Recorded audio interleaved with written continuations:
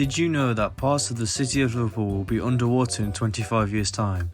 With the global average sea level increasing higher and higher each year, the red parts of Liverpool waterfront in this picture, such as Albert Docks, the Liver Building and parts of Liverpool 1, will be underwater by the year 2050 if water levels continue increasing as they are. But why is this happening?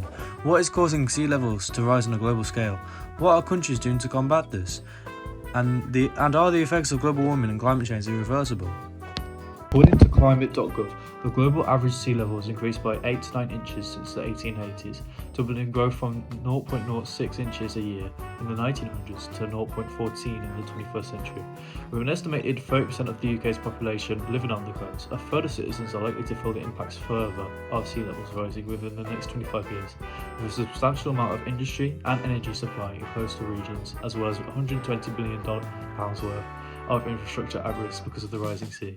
With this continued rate of growth, the sea level rise in the United States could potentially be 2.2 metres by 2100 and 3.9 metres by 2150. This means that coastal cities such as Louisiana, Florida and New Jersey will be affected, with major cities such as New Orleans being almost completely submerged by 2050 and this continued rate of sea level growth. Rising sea levels can be attributed to three main causes. The first is thermal expansion, which means as the water heats up, it expands.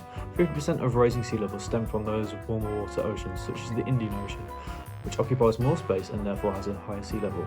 Melting glaciers also have a part to play in causing higher sea levels, due to melting more than usual in the summers due to higher temperatures, leading to higher sea levels.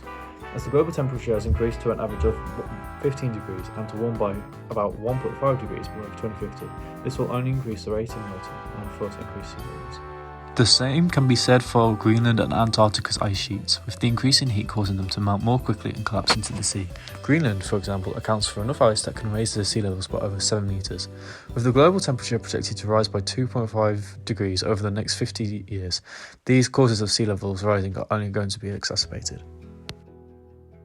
So what is the UK government trying to do to combat sea level rising? Current policy aims to tackle the larger issue of climate change, with the target of reducing greenhouse emissions by 81% by 2030, and reducing reliance on fossil fuels to reduce the greenhouse gases causing the temperature to increase and the ice sheets to melt. The UK's response to managing coastal erosion is to hold the line by upgrading protections against floods and erosion, moving the shoreline defences towards the sea, attempting to slow the erosion, or by encouraging a more natural habitat. These plans are an attempt to stop potential flooding and protect against the rising seas. Some of these defences you may have already seen, such as seawalls or embankments or engineered high ground, but a large amount of the coast, such as the coast in Liverpool on the Mersey, are already situated on natural high grounds. But what happens when coastal countries are too poor to afford defence systems into the rising sea? St. Louis, which is the capital of Senegal, a country on the West African coast, is slowly being claimed by the sea. It has a GDP of only $30 billion and it is ranked 109th on the global scale. Senegal has had to rely on funding from the World Bank, who have provided £20 million to combat the effects of sea levels in St. Louis. The French government has also pledged €15 million in February 2018 to build sea walls to defend against the rising seas. St. Louis is a city with 150,000 people living in, and an estimate that 10,000 people have already been displaced. By the year 2050, 80% of the city's territory will be at risk of flooding and the population may be forced to relocate. Due to the lack of drainage networks, flooding and heavy rainfall have already proven to be catastrophic to the city, such as in September 2017, when a 4-metre tall wave swept through St. Louis and affected more than 100 homes. Most of West Africa's coastal cities also share this fate, with up to 105 million people at risk of being displaced due to the rising sea levels. But what happens when your entire country is only an island 15 metres above sea level? Tuvalu has a population of only 10,000 people, and it is the fourth smallest nation located in the Pacific Ocean, with a sea level of nearly 6 inches higher than it was 30 years ago, and this is growing at a rate 1.5 times quicker than the global average.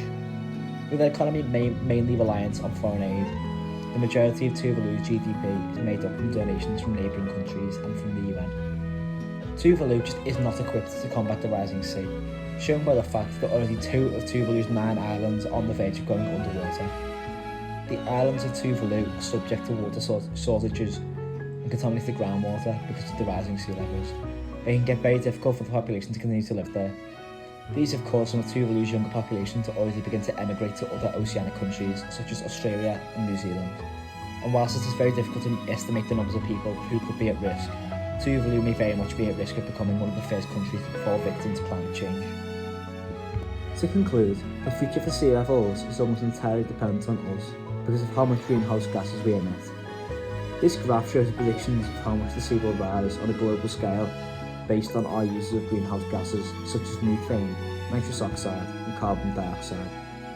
These three have amounted for 80% of gas emissions in the US in 2022. The Paris Climate Agreements, which have been signed by 196 countries, have committed to limiting global warming levels to 1.5 degrees by the end of the century, in an attempt to control the rise of sea levels.